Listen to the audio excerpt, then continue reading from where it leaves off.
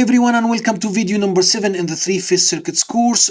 In this video we are going to solve an example showing how to calculate the power in the three-phase system. And in this example we are going to confirm the results using MATLAB Simulink. So before we start our example, let me remind you about the three-phase power, and also for those who didn't watch video number 6 in this course. So the three-phase power is active, reactive, and apparent.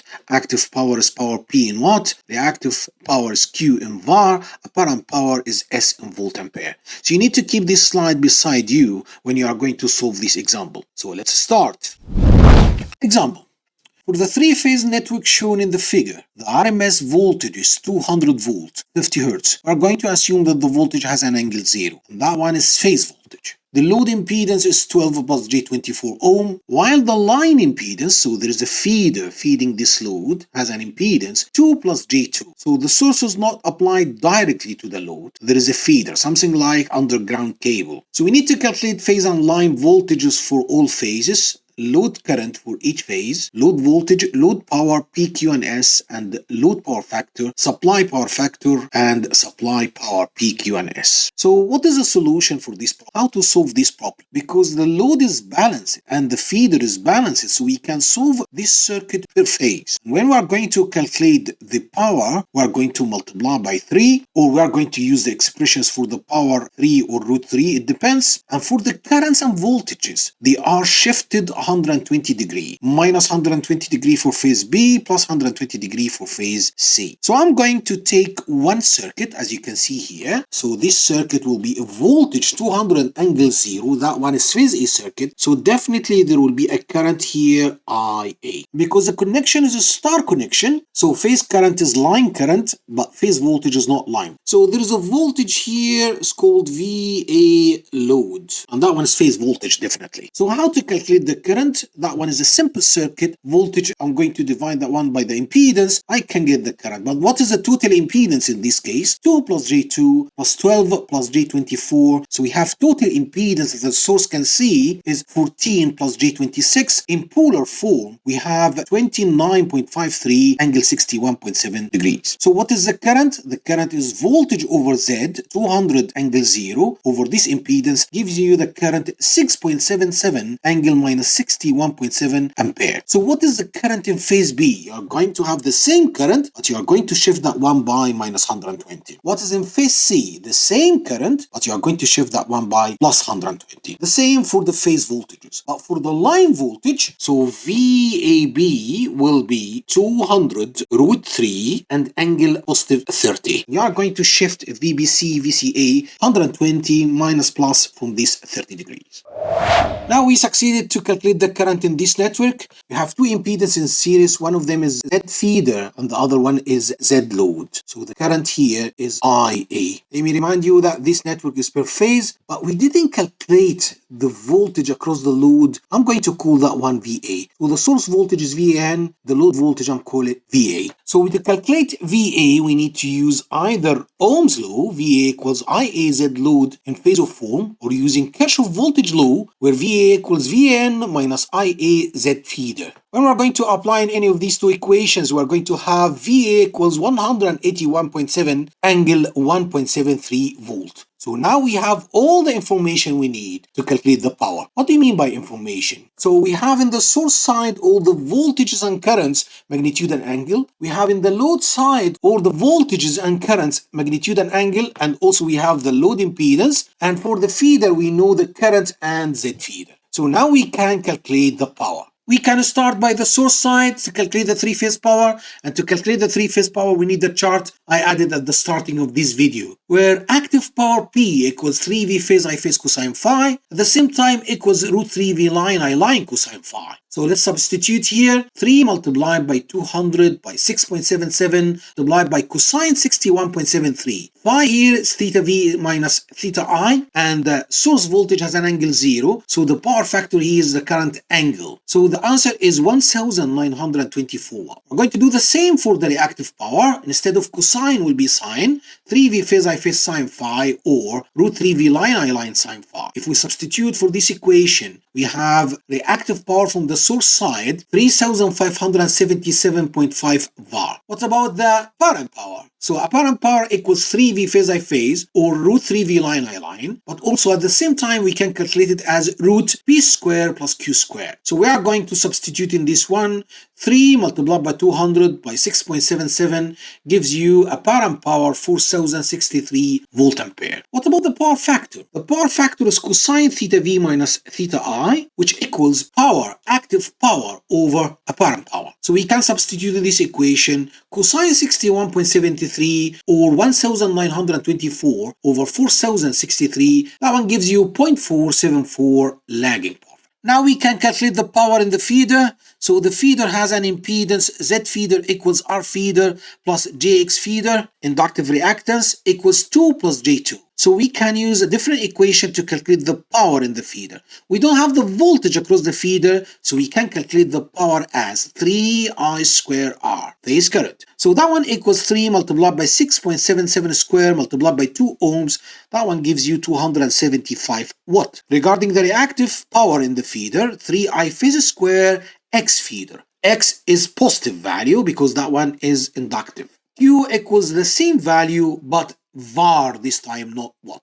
Now it's time to go to the load side. How to calculate the power in the load side? So we have three methods here we can use. First one, power in the load equals source power minus the feeder power. Method number 2, we can calculate it using 3I square R load. That one and that one is a straightforward. The third method is 3V load I load cosine phi. And this is why I calculated V load at the starting of the problem. We should take care of this equation, where phi here is the angle between V load and I load. V load has an angle now. So to calculate the power, I'm going to use this equation. So 3 multiplied by 181.7 multiplied by 6.77 theta V minus theta I. So in this case, P load equals 3 multiplied by 181.7 multiplied by 6.77 cosine 63.43. And that one gives you 1650 watts. What about Q? I can use the same equation for Q, or this time I can use the equation 3I square X. So 3 multiplied by 6.77 square multiplied by 24, that one gives you 3.3 kilowatt. What about the S load? S load equals root V square plus Q square or 3V load I load. I can use any of them. So in this case, S load equals 3.69 kilovolt ampere. What about the power factor? So the power factor equals cosine theta V minus theta I, which equals at the same time P load over S load. So if we substitute in this equation,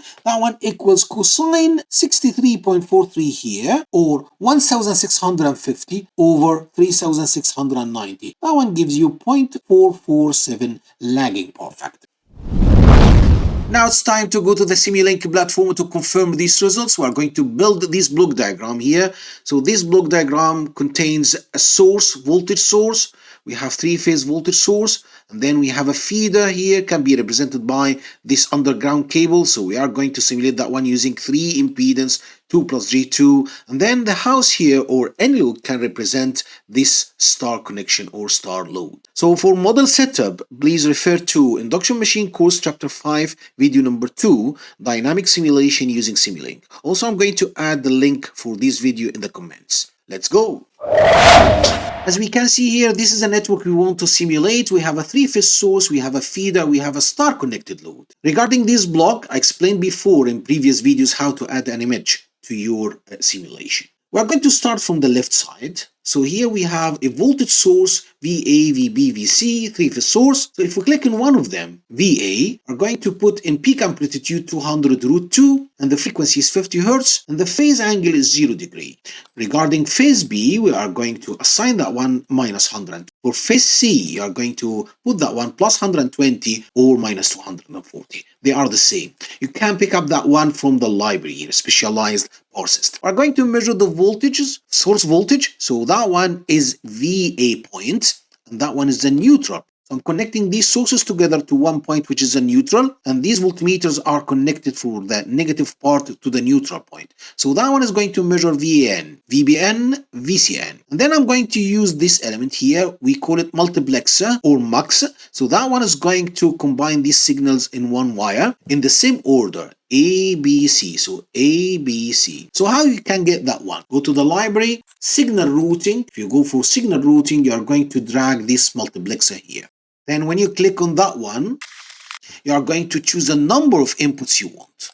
So I'm going to remove that one from my simulation. Now I have it here. So now I have three signals in the same order, A, B, C, for the voltages. Then we're going to move to the other side here. We have three impedances. So that one is the feeder impedance. So that one, phase A, B, C, they are identical. So you can put here 2 ohm and the inductance will be 2 over omega. You know that the MATLAB didn't accept the inductance in ohm, so it's not reactance. Here it accepted only in inductance in Henry. So 2 over omega 2 by F. So the same for phase B and C. Then you can measure the current. So this is a line current, but at the same time phase current because we have a star connected load. So these currents are measured. And then we have the multiplexer here. We have one signal here that's IA, IB, IC in the same order. So these currents are going to feed this load. So this load will be for phase A, we have impedance 12 plus J 24. So 12 ohm and 24 as a reactance. So 24 over omega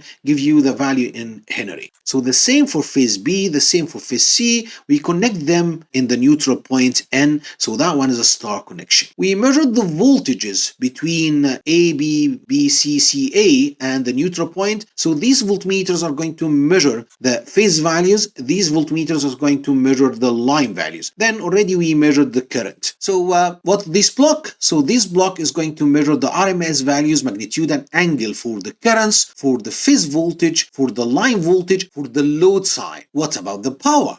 So we can measure the power for the load, power for the source, but let's look here for this block. So I'm going to expand that one to see it. That one is PQ, VABC, IABC. From where I can get this one? So we are going to the library, Simscape, right?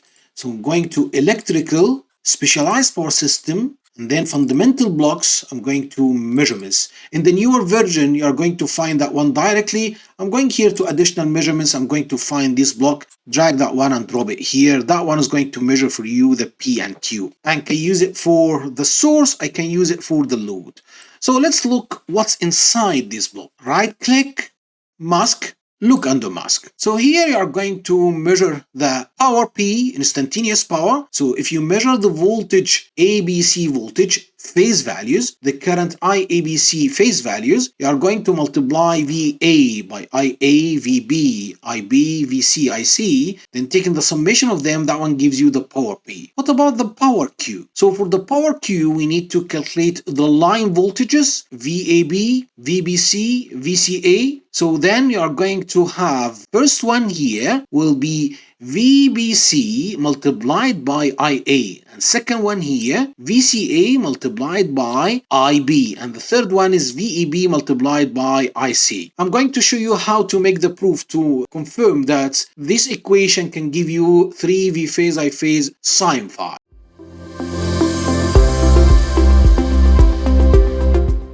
So let's return back. Here we measured P and Q. What about S? So S is root P square, Q square, add them together and take the root. That one gives you the apparent power S. Regarding the load, we need to measure the voltages VABC phase values and the currents, which is the same because we have a star connected load. So we have that one here, IABC, and that one, the load voltage ABC. So that one is going to measure for you the power of the load, the reactive power of the load, and with the same procedure, we can measure the S apparent power for the load side. What about the power in the feeder? So the power in the feeder, P equals Q. So if we click inside that one will be the current square multiplied by 2, which is the resistance, 3 because we have 3 phase. So that one gives you the power lost in the feeder.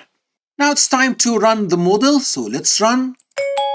So we have here the currents or the phase currents 6.773 ampere and angle minus 61.7. For phases B and C, they are shifted 120 degree. The load voltage phase value 181.7 and the angle 1.734, and definitely for phases B and C shifted 120 degree. The load voltage line value will be 314.8 and the angle is 31.74. So definitely the load voltage or the line voltage for the load is leading the phase voltage by 30 degrees. Let's look for the P, Q and S. The power P for the load is 1651, the Q is 3303 var, and the S is 3692 volt ampere. For the source side, we have the power is 1927 watt, and the reactive power is 3578, and the apparent power is 4064 volt ampere. About the feeder, we have P equals Q in this case equals 275.3. We can check also the waveforms for the voltage, load voltage, phase value, line value, the currents, the supply voltage, but I'm going to look, for example, for the load power, P. So let's look. So please note that my simulation is 0.06 seconds, so the power considered constant. So that one is not from 0, that one is almost 1651.3, so the error here is minimum, so we have almost constant power. And that one is applied to the power of the source as well, if we scope here. So now it's time to return back to our slides. Now we can summarize example number 3 by comparing the calculation and simulation results. What we can see here, that simulation results confirm the calculation one. The error between simulation and calculation is something like 1% to 2%, which is accepted in this case. But what I want from you to look for the power factor, input power factor for the source and load power factor. So here we have 0.474 lagging, and for the load side, 0.447. What do you think about the power factor? From my point of view, that one is too low, so the circuit is more inductive, so we need to improve this power factor. We are going to make a power factor correction. We are going to cover that one in video number 9 in this course or this topic. What will I watch in video number 8? In video number 8, we are going to have another example, comprehensive example of three-phase system. Includes star and delta loads together, fed from one system, something like a transformer. We are going to do that one using calculation and MATLAB Simulink. See you in the next video.